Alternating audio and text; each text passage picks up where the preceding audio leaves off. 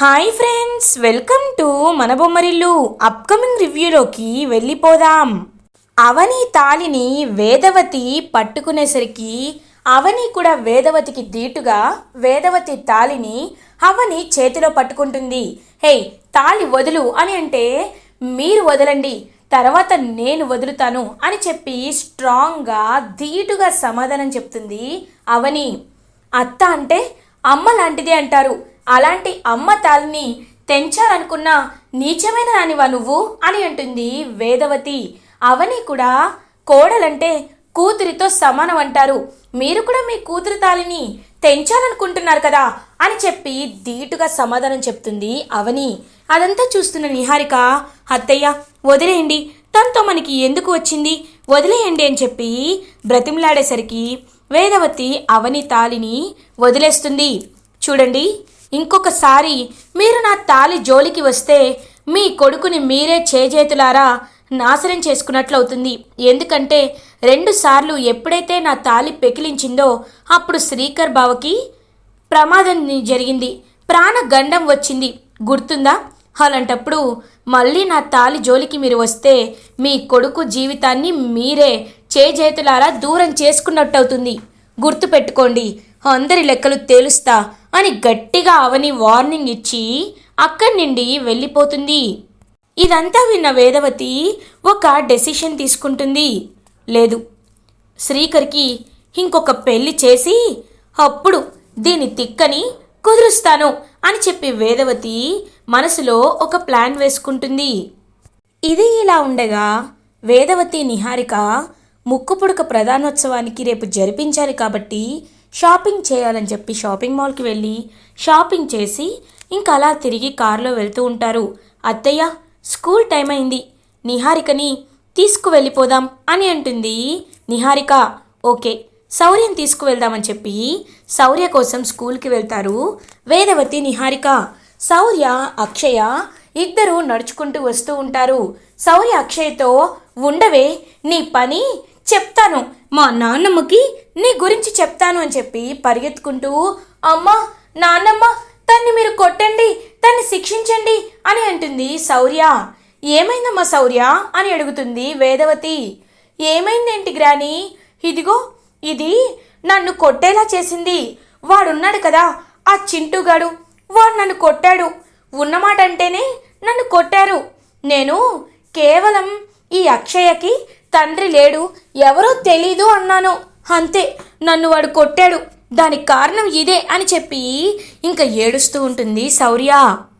వెంటనే వేదవతి అవనిని ఏమీ చేయలేకపోయింది కాబట్టి, అవనిని డామినేట్ చేయలేకపోయింది కాబట్టి పసి పాప దగ్గరికి వచ్చి మాట్లాడుతూ ఉంటుంది. ఏయ్, అయినా మీ అమ్మకి నీకు ఇంకేమీ పని పాట లేదా? ఎందుకు మమ్మల్ని ఇలా రోజు కాల్చుకు తింటున్నారు? మీ అమ్మ తప్పు చేసింది, నువ్వేమో మాకు మనవరాలి చెంప పగలగొట్టించావు. మీరు మనుషులు కాదే, రాక్షసులు. శౌర్య, ఇలాంటి దుష్టులకి దూరంగా ఉండాలి అని చెప్పి నిహారిక, శౌర్య, వేదవతి అక్కడి నుండి వెళ్ళిపోతారు. పాపం వాళ్ళ నాన్నమ్మ అంత కర్కశంగా మాట్లాడేసరికి చాలా బాధేస్తుంది అక్షయకి. డల్గా స్కూల్ బయటికి అడుగులు వేస్తూ ఉంటుంది. అప్పుడే అవని ఆటోలో పాపం అక్షయని ఇంటికి తీసుకొస్తుంది. అక్షయ డల్గా ఉండడం చూసి, ఏంటమ్మా అక్షయ, వచ్చినప్పటి నుండి చూస్తున్నాను చాలా డల్గా ఉన్నావు, ఏమైంది అని అడుగుతారు అవని. అబ్బే, ఏం లేదమ్మా అని అంటుంది పాపం అక్షయ. సరే, వెళ్ళి ఫ్రెష్ అయ్యరా, నీకు స్నాక్స్ చేస్తాను అని చెప్పి అవని లోపలికి వెళ్తుంది. అప్పుడే ఇంక సుజాత అక్షయ ఫేస్లో ఉన్న పాపం చాలా బాధని చూసి అక్షయని పక్కకు తీసుకువెళ్తుంది. అక్షయ, నువ్వు మీ అమ్మకి చెప్పుకోలేని బాధ దాచిపెట్టుకుంటున్నావు, కానీ అమ్మ తర్వాత ఈ పెద్దమ్మ నీకుంది. ఈ పెద్దమ్మకి నీ మనసులో బాధ చెప్పుకోమ్మా అని అంటారు సుజాత. పాపం అక్షయ సుజాతని హక్ చేసుకొని, పెద్దమ్మ, నాన్నమ్మ అన్న మాటలు నా గుండెల్లో గుచ్చుకున్నాయి. నాన్నమ్మ నిజంగా నన్ను ఇంకెప్పటికీ దగ్గరికి తీసుకోదా? నాన్నమ్మకి మేము ఎప్పటికీ తప్పు చేసిన వాళ్ళగానే మిగిలిపోతామా అని అడుగుతుంది అక్షయ. ఏం జరిగిందమ్మా, ఏం జరిగిందో తెలిస్తేనే కదా నేను నీకు సలహా ఇచ్చేది అని అంటారు సుజాత. ఇంక పాపం జరిగిందంతా చెప్తుంది. నీకు మీ అమ్మకి బుద్ధి లేదు, మీ అమ్మ తప్పు చేసి కవర్ చేసుకుంది అని చెప్పి నీచమైన మాటలన్నీ పాపం అక్షయ తన పెద్దమ్మకి చెప్తుంది. సుజాతకి ఒక్కసారిగా అసహ్యం వేస్తుంది. ఛ, పెద్దవాళ్ళనేమీ చేయలేక, అవని అడిగిన ప్రశ్నలకి తల దించుకోలేక నీపై ప్రతాపం చూపించిందా? వేదవతి, చూడమ్మా, నాన్నమ్మ మాటలు పట్టించుకోవద్దు. ఆవిడ ఏదో తల పొగరుతోనో కోపంతోనో మాట్లాడారు. ఒక్కసారి ఆవిడ పశ్చాత్తాపపడి నిజం తెలుసుకుందనుకో, ఆవిడే వచ్చి నిన్ను నెత్తిన పెట్టుకొని ఊరేగిస్తూ పల్లకిలో ఇంటికి తీసుకువెళ్తారు. సరేనా? ఇంక బాధపడకూడదు, నవ్వాలి. ఏది నా బుజ్జి తల్లి, నవ్వమ్మా అని చెప్పి పాపం సుజాత ఓదారుస్తూ ఉంటుంది అక్షయని. ఇదంతా దూరం నుండి చూసేస్తుంది అవని. పాపం చూసి మనసులో చాలా బాధపడుతూ అక్కడి నుండి వెళ్ళిపోతుంది అవని. ఇది ఇలా ఉండగా నైట్ అవుతుంది. వేదవతి, ప్రసాదరావు ఇద్దరూ హాల్లో ఆలోచిస్తూ ఉంటారు. అప్పుడే కృష్ణబాబు నిహారిక, అమ్మా, రేపెలాగో నా కూతురు శౌర్యకి ముక్కు పుడకని ప్రదానం చేస్తున్నావు కదా, అదే చేత్తో రేపు ఆస్తి పంపకాలు కూడా జరిపేశావనుకో, ఎవరి దారి వారిది. అప్పుడు అందరూ ప్రశాంతంగా ఉండొచ్చు కదా. లావణ్య, రాధాకృష్ణ కూడా రేపు వచ్చేస్తారంట అని అంటాడు కృష్ణబాబు. ఇంకా వేదవతి ఆలోచనలో పడుతుంది. ప్రసాదరావు, ఎందుకంత తొందర పడుతున్నారు అని అడుగుతారు. ఏవండి, వాళ్ళు అడిగిన దాంట్లో తప్పేముంది? ఎవరి దారి వాళ్ళు చూసుకోవాలనుకుంటున్నారు. రేపు మంచి రోజు కదా, కాబట్టి రేపే ఇలాంటివి జరిపిస్తే మనకు కూడా ప్రశాంతంగా ఉంటుంది. కానీ ఇది కేవలం నా నిర్ణయం మాత్రమే కాదు, అందరినీ పిలిచి నిర్ణయాన్ని తీసుకోవాలి.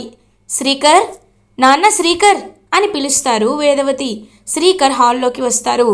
ఏంటమ్మా అని అడుగుతారు. శ్రీకర్, ఆస్తి పంపకాల్ని జరిపించాలి అనుకుంటున్నాం. ఎవరి ఆస్తి వాళ్ళకి వాటాలు వేయాలి అనుకుంటున్నాం. నీకు ఇష్టమే కదా? నీ ఆస్తి నీ పేరుపై రేపు రాసేస్తాను అని అంటారు వేదవతి. ఇంకా శ్రీకర్ ఒక్కసారిగా స్టన్ అయిపోతాడు. అమ్మా, మీరు ఒకవేళ నాకు ఆస్తిలో వాటా ఇవ్వాలి అనుకుంటే సరే ఇవ్వండి, కానీ నా పేరుపై కాదు, అవని పేరుపై నాకున్న ఆస్తిని రాసేయండి అని అంటారు శ్రీకర్. ఒక్కసారిగా వేదవతి, ప్రసాదరావు షాక్ అయిపోతారు. శ్రీకర్, ఏం మాట్లాడుతున్నావు నాన్న అని అంటారు. అవునమ్మా, నీకు చెప్పాను కదా, అవని అపార్థం చేసుకున్నానే కానీ తను ఎలాంటి తప్పు చేయలేదని నా మనసు నమ్ముతుంది. నిజంగా మీకు ఆస్తిని ముక్కలు చేయాలి అంటే నా తరపు నాకు ఆశ లేదు కాబట్టి అవనికే ఆ ఆస్తి చెందాలి అని చెప్పి ఇంకా ఆ డాక్యుమెంట్స్ని తీసుకొని అక్కడి నుండి వెళ్ళిపోతాడు శ్రీకర్. శ్రీకర్ శ్రీకర్ చూసారా శ్రీకర్, అర్హత లేని వాళ్ళని హందనం ఎక్కిస్తున్నాడు. వీళ్ళని ఎలా మార్చాలి అని అంటారు వేదవతి. చూడు వేద, వాడి మనసుకి నచ్చింది వాడు చేస్తున్నాడు. శ్రీకర్ని అడ్డుపడే అవకాశం కానీ వాడిని తప్పుపట్టే అవకాశం కానీ మనకి లేదు, అర్థమైందా అని చెప్పి ప్రసాదరావు అక్కడి నుండి వెళ్ళిపోతారు. ఇంకా నిహారిక, కృష్ణబాబు, అమ్మయ్యా, ఆస్తి రేపటితో మన చేతికి వచ్చేస్తుంది. అది మాత్రమే కాదు, రేపు ముక్కు పుడక కూడా మన చేతికి వచ్చేస్తుంది. ఎన్నో లక్షల కోట్లు విలువైన ఆ ముక్కు పుడకని ఖచ్చితంగా అమెరికా వెళ్ళి అట్నిన్నట్టు అమ్మేసి ఇంకా జీవితాంతం హ్యాపీగా ఎంజాయ్ చేసుకోవచ్చు అని చెప్పి ఎగురుతూ ఉంటారు, మరి డ్యాన్స్ వేస్తూ ఉంటారు నిహారిక, కృష్ణబాబు అండ్ శౌర్య. ఇది ఇలా ఉండగా శ్రీకర్ అవని వాళ్ళ ఇంటికి వస్తారు. అవని అవని అని గేట్ దగ్గర నించొని పిలుస్తూ ఉంటారు. వెంటనే అవని బయటికి వస్తుంది. ఎందుకు వచ్చారు అని అడుగుతుంది. లోపలికి రమ్మని అడగవా అని అంటారు శ్రీకర్. అడగాలని అనిపించటం లేదు, అడిగేంత అర్హత కూడా నాకు లేదు, కాబట్టి ఏమైందో చెప్పండి అని అంటారు. పాపం సుజాత లోపలికి వెళ్ళిపోతుంది. ఇంకలా శ్రీకర్ అండ్ అవని ఇద్దరు మాట్లాడుకుంటూ ఉంటారు. అవని, ఇదిగో ఇవి ఆస్తి పేపర్లు, నాకు సంబంధించిన ఆస్తి అంతా ఇందులో ఉంది, ఇది నువ్వే తీసుకో అని అంటారు. ఏంటి, మీ ఆస్తి పేపర్లా? ఇవి నాకెందుకు మీరిస్తున్నారు అని అడుగుతుంది అవని. చూడవని, నువ్వు ఒక ఆడపిల్లవి. నువ్వు సమాజంలో ఎలా బ్రతకగలవు? నేను నిన్ను అనుమానించలేదో పక్కన పెట్టు. పాప భవిష్యత్తు కోసమే ఈ ఆస్తిని నీకు ఇస్తున్నాను అని అంటారు శ్రీకర్. ఒక్కసారిగా శ్రీకర్ దగ్గరున్న ఆస్తి పేపర్ని విసిరి కొడుతుంది అవని. ఏంటి ఏంటి సార్ ప్రగల్భాలు పలుకుతున్నారు? అంటే నా కూతుర్ని పెంచుకోలేనంత అసమర్థురాలనా నేను? మీ ఆస్తి కోసం ఆశపడి బ్రతికే ఒక చీడ పురుగులా నేను మీకు కనిపిస్తున్నానా? ఆస్తి కోసమే ఈ నాటకాలన్నీ ఆడిన దానిలా మీకు వినిపిస్తున్నానా అని అంటుంది అవని. ఒక్కసారిగా షాక్ అయిపోతాడు శ్రీకర్. అయ్యో అవని, నేను అలా అనటం లేదు అని అంటారు. మరి ఎలా అంటున్నారు? ఎలా అంటున్నారండి? ఇప్పుడు నేను మీకు ఈ ఆస్తి తీసుకుంటే నేను తప్పు చేసిన దాన్ని అవుతాను. అందుకే తప్పుకు కప్పిపుచ్చుకోవడానికి ఆస్తిని తీసుకుంటున్నాను, అంతే కదా? చూడండి, మీ ఇంటి నుండి ఒక్క అనా పైసా కూడా నాకు అవసరం లేదు. నాకు జాబ్ వచ్చింది. నా కష్టం మీదే నా కూతుర్ని పెంచుతాను, మంచి చదువులు చదివిస్తాను. దయచేసి ఇంకొకసారి ఇలాంటి ప్రయత్నాలు నా దగ్గర మీరు చేయకండి. ఆస్తి అని మళ్ళీ నా దగ్గరికి వస్తే ఈసారి మాటలు కూడా మాట్లాడను, బయటికి గెంటేస్తాను, వెళ్ళండి అని చెప్పి అవని అక్కడి నుండి ఇంటి లోపలికి వెళ్ళిపోతుంది. పాపం శ్రీకర్ చాలా బాధగా ఏమీ చేయలేక అక్కడి నుండి వెళ్ళిపోతాడు. ఇది ఇలా ఉండగా మార్నింగ్ అవుతుంది. వేదవతి వాళ్ళ ఇంట్లో శ్రీకర్ పెళ్లి చూపులకి అన్ని ఏర్పాట్లు జరుగుతూ ఉంటాయి. శ్రీకర్ బయటికి వచ్చి చూస్తూ ఉంటాడు. అమ్మా, ఏంటి వాళ్ళ ముక్కుపుడుకు ప్రధానోత్సవమే కదా అని అడుగుతారు. అవును నాన్న, కానీ అది సాయంత్రం, ఇప్పుడు నీకు పెళ్లి చూపులు అని అంటుంది. ఒక్కసారిగా షాక్ అయిపోతాడు శ్రీకర్. అమ్మా, నేను చెప్పాను కదా అవని జ్ఞాపకాల్లోనే ఉంటానని, ఎందుకు మళ్ళీ ఇలాంటి అని అంటారు. చూడు శ్రీకర్, ఆ అవని చెడ్డదిరా. అందుకే నీ జీవితాన్ని నాశనం చేసుకోకూడదని నీ తల్లిగా నేను ఇది చెప్తున్నాను. చూడు, ఒక్కటి చెప్తున్నాను, ఇప్పుడు నువ్వు పెళ్లి చూపుల్లో కూర్చోకపోతే నాపై ఒట్టే అని గట్టిగా చెప్తుంది వేదవతి. ఒక్కసారిగా అమ్మా అని చెప్పి ఆగిపోతాడు శ్రీకర్. నువ్వు తన్ని చేసుకుంటావా చేసుకోవా అనే విషయాన్ని పక్కన పెట్టు, కానీ ఇప్పుడు నువ్వు రాగిణి గారి ఇంటి నుండి వచ్చే పెళ్లి సంబంధంలో ఖచ్చితంగా కూర్చోవాలి అని చెప్పి ఇంకా గట్టిగా చెప్తుందనమాట వేదవతి. ఎందుకమ్మా, ఎందుకు నన్ను ఇంత మానసికంగా టార్చర్ చేస్తున్నారు, ఎందుకు అని చెప్పి ఇంకా అలా గట్టిగా చెప్పేసి పాపం చీకొట్టి అక్కడి నుండి వెళ్ళిపోతాడు శ్రీకర్. అలా చూస్తూ ఉండిపోతుంది వేదవతి. వేద, నాకెందుకో శ్రీకర్ని నువ్వు చాలా బాధ పెడుతున్నట్టు అనిపిస్తుంది, ఒక్కసారి ఆలోచించవచ్చు కదా అని అంటారు. మీరు కూడా ఆగండి, ఎప్పుడు మీరు మీ మేనకోడలైనా అవని వైపు నుండే ఆలోచిస్తూ ఉంటారు. ఒక్కసారి కన్న తల్లిగా కన్న తండ్రిగా వీడి శ్రీకర్ జీవితం వైపు నుండి ఆలోచించండి, అప్పుడు మీకే అర్థమవుతుంది అని చెప్పి అక్కడి నుండి ఇంకా వెళ్ళిపోయి పెళ్లి చూపుల ఏర్పాట్లు చేస్తూ ఉంటుంది వేదవతి.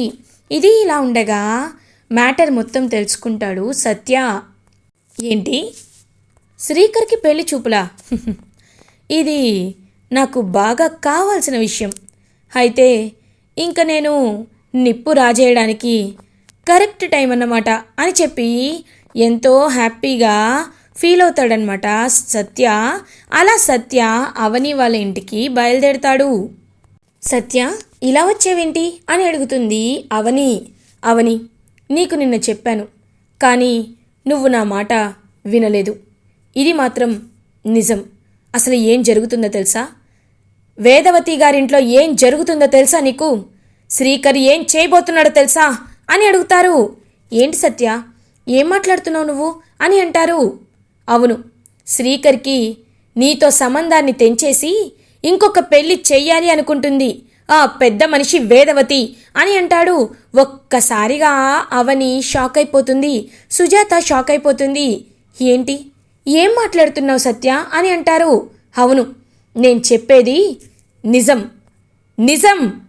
కావాలంటే ఫోన్ చేసి కనుక్కో, ఎవరినైనా ఫోన్ చేసి కనుక్కో అని చెప్పి చెప్తూ ఉండగానే అప్పుడే కరెక్ట్గా సుజాత వేదవతికి కాల్ చేస్తుంది. ఇంకా వేదవతి కాల్ లిఫ్ట్ చేస్తుంది. ఏంటి అని అడుగుతుంది. మేము విన్నది నిజమేనా? మీరు శ్రీకర్ బావకి పెళ్లి చూపులు చూస్తున్నారా? ఇంకొక పెళ్లి చెయ్యాలనుకుంటున్నారా అని అడుగుతుంది. ఓ, విషయం నీ వరకు వచ్చేసిందా? అవును, నా కొడుక్కి పెళ్ళి చెయ్యాలి అనుకుంటున్నాను. ఇప్పుడు నువ్వు ఏం చేయగలవు అని చెప్పి ఇంకా వెంటనే కాల్ కట్ చేస్తుంది వేదవతి. చూసావా ఎంత తలపొగరుగా మాట్లాడుతుందో? చూసావా? అది మాత్రమే కాదు అవని, అయినా శ్రీకర్ ఈ పెళ్లి చూపులకి ఎలా ఒప్పుకున్నాడనేదే ఇప్పుడు పాయింట్. ఆవిడ అంత ధైర్యంగా మాట్లాడుతుంది అంటే ఖచ్చితంగా శ్రీకర్ కూడా పెళ్లి చూపులకి ఒప్పుకున్నట్టే కదా. అంటే నీపై ప్రేమ ఉంటే శ్రీకర్ ఎందుకు ఒప్పుకుంటాడు? ఒప్పుకున్నాడు అంటే నీపై ప్రేమ లేనట్టే కదా అని చెప్పి ఇంకా ఒక లా పాయింట్ తీస్తాడనమాట సత్య. ఒక్కసారిగా అవనికి చాలా కోపం వస్తుంది. నేను నిన్న విడాకుల గురించి చెప్తే నువ్వు వద్దు అన్నావు, కానీ ఇప్పటికీ మించిపోయింది ఏమీ లేదు. ఒకసారి నేను చెప్పిన దాని గురించి ఆలోచించు అవని అని అంటారు. వెంటనే అవని చాలా కోపంగా బయలుదేరుతుందనమాట. అలా ఇంకా శ్రీకర్ వాళ్ళ ఇంటికి. అప్పుడే కరెక్ట్గా ఇటువైపు శ్రీకర్కి పెళ్లి చూపులు జరుగుతూ ఉంటాయి. ఇంకా శ్రీకర్కి పెళ్లి చూపులు జరుగుతూ ఉంటే, ఆపండి, కనీసం భార్యకి విడాకులు ఇవ్వకుండా ఫస్ట్ పెళ్లి చేసుకున్నావు కదా, పెళ్లి చేసుకుని కనీసం భార్యని అనుమానించి భార్య నిజాయితీని నమ్మకుండా ఇప్పుడు ఇంకొకరి మెల్లో తాళి కట్టడానికి సిద్ధమైపోయారా శ్రీకర్ గారు అని గట్టిగా అడుగుతుంది అవని. ఒక్కసారిగా అందరూ షాక్ అయిపోతారు. ఏ అవని అని అంటుంది వేదవతి. నువ్వు ఆపు, నీకు మాట్లాడే అర్హత లేనే లేదు. చూడు బావా, ఇన్ని రోజులు కేవలం కాగితాలు మాత్రమే నా క్యారెక్టర్ని డిసైడ్ చేసి నమ్మే ఇదిగో ఈ గొర్రెల మధ్యలో నువ్వొక మనిషిగా ఉండేవాడివేమో అనుకున్నాను. కానీ నువ్వు కూడా ఆ డిఎన్ఏ రిపోర్ట్స్ని చూసి నా క్యారెక్టర్ని తప్పుపట్టి ఇప్పుడు ఇంకో పెళ్లి చేసుకుంటున్నావు కదా. సరే బావా, చేసుకో. కానీ ఒకటి మాత్రం నిజం, ఇకపై నీకు నాకు ఎలాంటి బంధం లేదు. సత్య, డివోర్స్కి అప్లై చేస్తానన్నావు కదా, నోటీస్ని రెడీ చెయ్యి అని చెప్పేసి అక్కడి నుండి పాపం కన్నీళ్లతో వెళ్ళిపోతుందవని. ఒక్కసారిగా కుప్పకూలిపోతాడు శ్రీకర్. సత్య చాలా హ్యాపీగా ఫీల్ అవుతాడు. ఇలా ఎపిసోడ్ ఎండ్ అవుతుంది. ఫర్దర్ ఎపిసోడ్ రివ్యూస్ ముందుగా మీకు కావాలి అనుకుంటే మా ఛానల్ని సబ్స్క్రైబ్ చేసుకోండి. Thanks for watching.